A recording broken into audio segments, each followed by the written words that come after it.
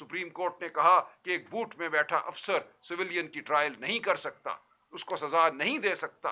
ये पूरी दुनिया का मुत्तफिका फैसला है। पाकिस्तान आज वाहिद मुल्क है जहां एक आइन है जो अदलिया की बात करता है, इंसानी हुकूक की बात करता है, जिसमें सिविलियन का ट्रायल फौजी अदालतें कर सकती हैं। कोई और मुल्क ऐसा नहीं करता। हमसे 100 सीटें छीन ली गई, लेकिन जो छोड़ी हैं उनके तनासुब से हमें रिजर्व सीट्स ख्वातीन की और अकलियतों की, गैर मुस्लिम दोस्तों की तो दो, और सुप्रीम कोर्ट ने वो नशस्तें हमें दी।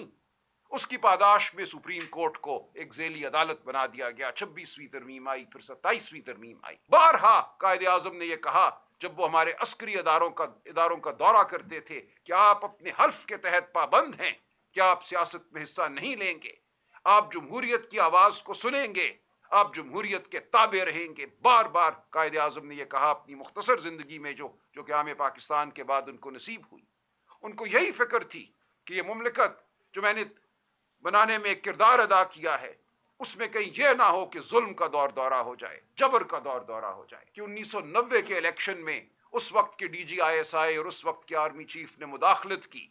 उनका मौक़िफ़ यह था कि इस मुदाखलत ने अस्करी इदारों, हमारी अफवाज के इमेज को ख़राब किया है, उनकी जो तकरीम है अवाम की नज़र में उसको ठेस पहुंची है, लिहाजा अमल किया जाए, इन अफसरान को सजा दी जाए। 16 साल वो मुकदमा चला और बिलाखिर 2012 में सुनवाई हुई और फैसला हुआ। हमें यह कहा जाता है कि आप एक टोला हैं, शोर व गौगा तो आप बर्पा कर लेते हैं, लेकिन आप में मामलात की समझ नहीं है, इदराक नहीं है। आप देख नहीं सकते कि पाकिस्तान कहाँ खड़ा है और हम पाकिस्तान को किस बुलंदी की जानिब लेकर जा रहे हैं।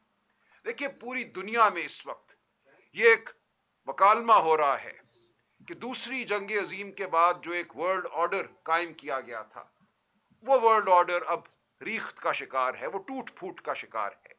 ये एक रूल्स बेस्ड वर्ल्ड ऑर्डर था जिसमें अक़वाम मुत्तहिदा को एक नुमाया रोल हासिल था।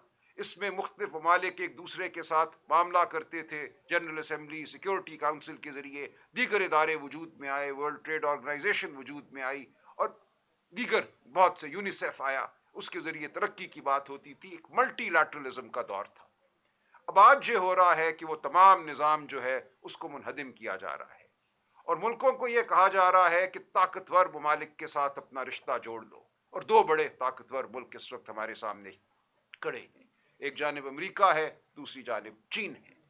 और अब हमें एक मामला करना है इन ममालिक के साथ। इस वक्त ये कहा जा रहा है कि पाकिस्तान मल्टी अलाइनमेंट की पॉलिसी पे गामजन है। हम ना इधर जा रहे हैं ना उधर जा रहे हैं, लेकिन दोनों के साथ हम कुछ ना कुछ मामला कर रहे हैं। चंद दिन कबल मोईद यूसुफ जो नेशनल सिक्योरिटी एडवाइजर थे, उनकी गुफ्तगू सुनी। उन्होंने कहा कि इनेविटेबल है, ये नागुज़ीर है, उलमा आएगा जब हमें इन दोनों में से एक का इंतखाब करना होगा। इस वक्त हमारी पॉलिसी ये है कि हम उस लम्हे को मौखर कर रहे हैं। हम चाहते हैं कि उलमा ना आए, उसको जितना हम दूर कर सकते हैं हम करते रहें। ठीक है, ये पॉलिसी ठीक है, हमें इस पे गामजन रहना चाहिए। लेकिन इस तमाम पॉलिसी के पीछे क्या अवाम की ताईद है? क्या अवाम को पता है उनके साथ क्या हो रहा है?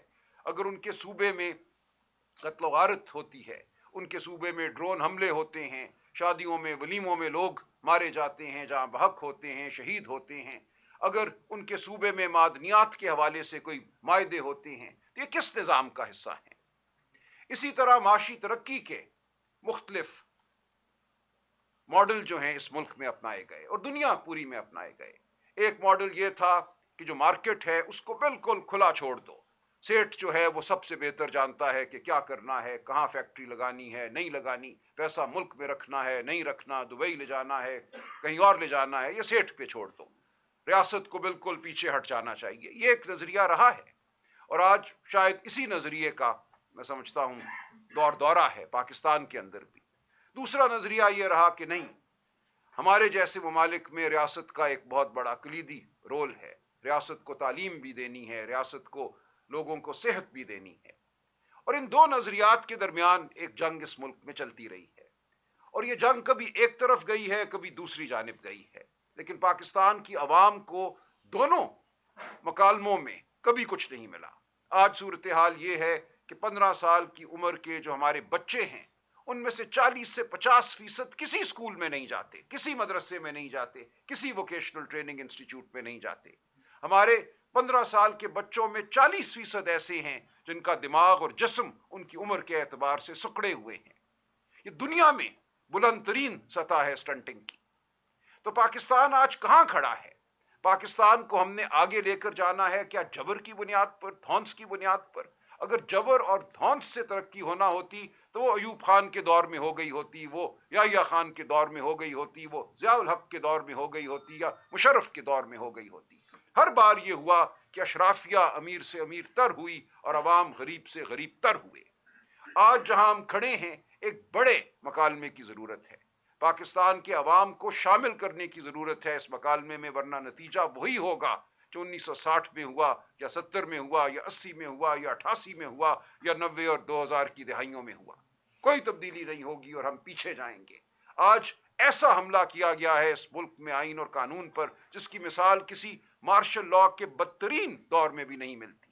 جس طرح عدلیہ کو سرنگوں کیا گیا ہے، جس طرح ججوں کے اوپر تلوار لٹکائی گئی ہے، کسی بھی ہائی کورٹ کے جج کو اٹھا کر آپ ایک کورٹ سے دوسری کورٹ میں پھینک سکتے ہیں۔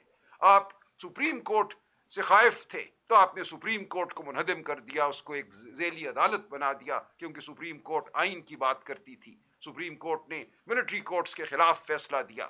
سپریم کورٹ نے کہا کہ ایک بوٹ میں بیٹھا افسر سویلین کی ٹرائل نہیں کر سکتا، اس کو سزا نہیں دے سکتا۔ یہ پوری دنیا کا متفقہ فیصلہ ہے۔ پاکستان آج واحد ملک ہے جہاں ایک آئین ہے جو عدلیہ کی بات کرتا ہے، انسانی حقوق کی بات کرتا ہے، جس میں سویلین کا ٹرائل فوجی عدالتیں کر سکتی ہیں۔ کوئی اور ملک ایسا نہیں کرتا، افریقہ کا کوئی ملک ایسا نہیں کرتا، لاطینی امریکہ کا کوئی ملک یہ نہیں کرتا۔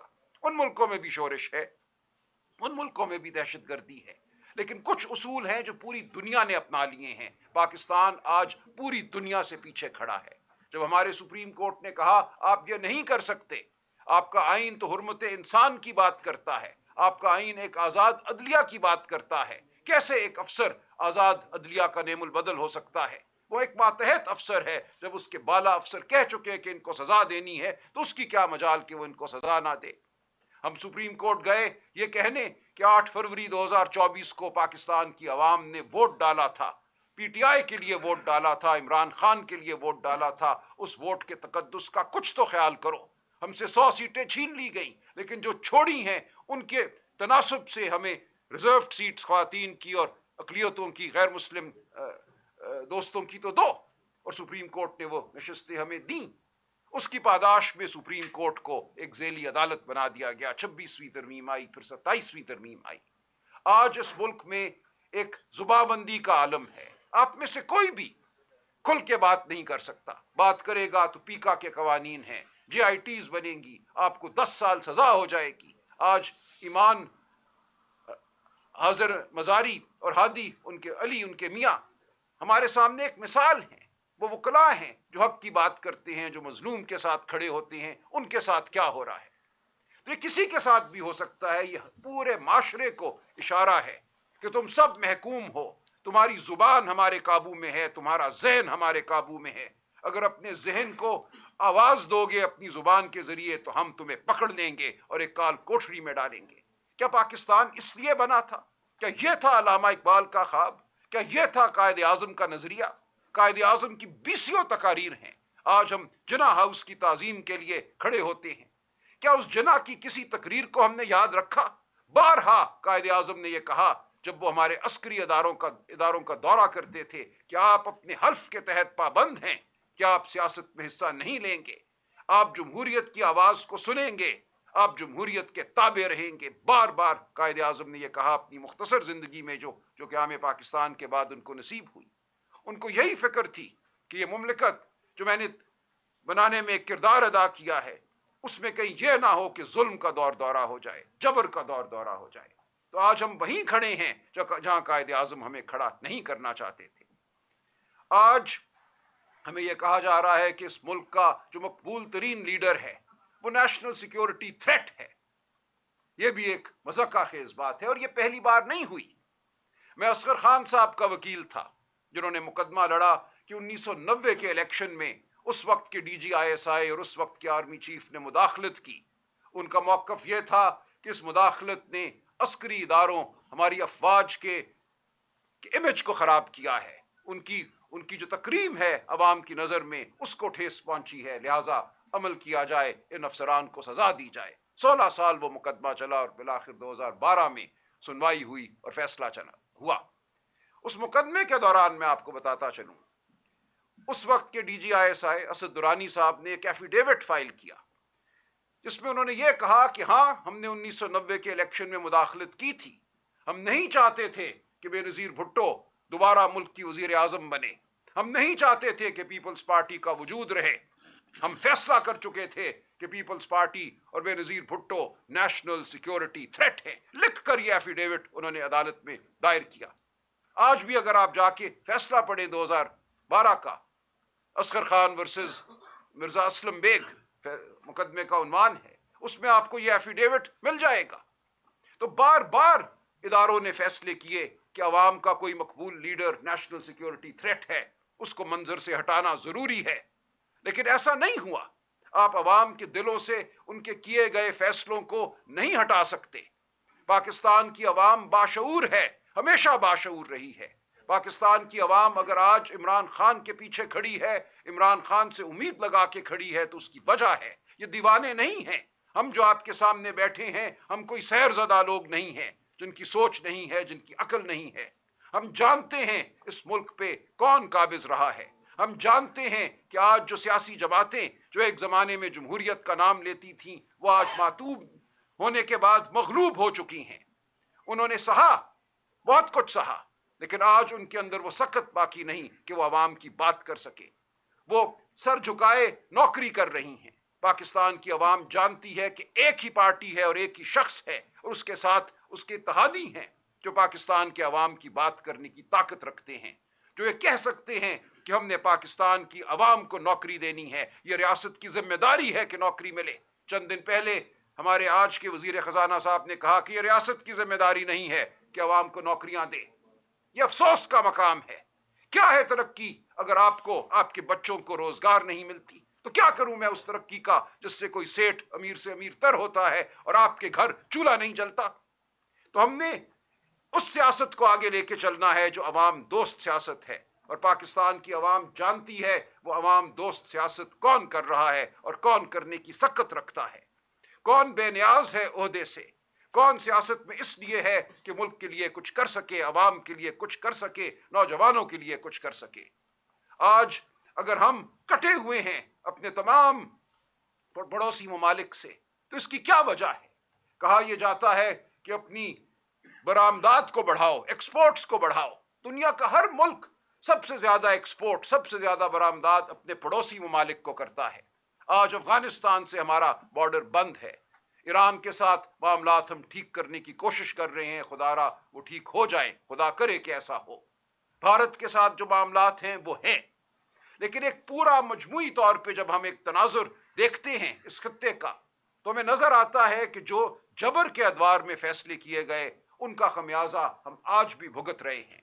جب تک عوام کی فلاح کو سامنے رکھ کر فیصلے نہیں ہوں گے، اس بدلتے ہوئے جیو پولیٹیکل تناظر میں، اس بدلتے ہوئے معاشی ایک جو نظام کا جو بدلاوا آ رہا ہے، اس کو سامنے رکھتے ہوئے تو کچھ نہیں ہوگا۔ آپ ایک مارکا جیت کر پاکستان کو فلاح کی جانب نہیں لے کر جائیں گے۔ کوئی ملک آپ سے ہاتھ ملا کر اگر آپ کی جانب چند بلین ڈالر پھینک بھی دیتا ہے تو اس سے پاکستان کے کروڑوں نوجوانوں کو نوکریاں نہیں ملیں گی۔ پاکستان کی معیشت، ہماری اکانومی، جی این پی اس کی آج بھی 300 بلین سے زیادہ ہے، اس کو 1000 بلین ہونا چاہیے تھا، لیکن 300 بلین سے زیادہ آج بھی ہے۔ اگر کوئی 6-8 بلین ڈالر آپ کی طرف پھینک بھی دیتا ہے اور اس سے آپ نئے کوئی کھلونے خرید لیتے ہیں، تو پاکستان کی عوام کو کیا فائدہ ہوگا؟ جب تک پاکستان کی عوام پاکستان کے ایوانوں میں نہیں گونجے گی، پاکستان کی اسمبلیوں میں نہیں گونجے گی، وزیر اعظم ہاؤس میں نہیں گونجے گی، اس وقت تک پاکستان کے عوام کی فلاح ممکن نہیں ہوگی۔ آپ نے 16 سیٹیں جیتنے والی ایک پارٹی کو حکومت دے دی،